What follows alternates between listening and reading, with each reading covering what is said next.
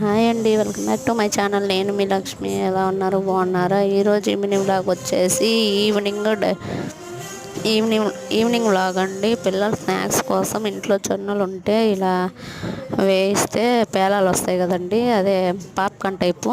కానీ పాప్కార్న్ కాదు, ఇవి జొన్న పేలాలు ఇవి. ఎంత బాగున్నాయో చూడండి.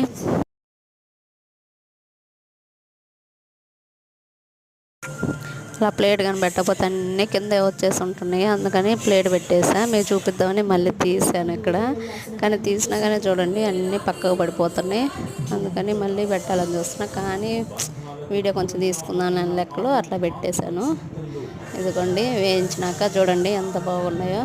తింటే మాత్రం భలేగా ఉన్నాయండి. పిల్లలు మాత్రం ఎంతో ఇష్టంగా తిన్నారు.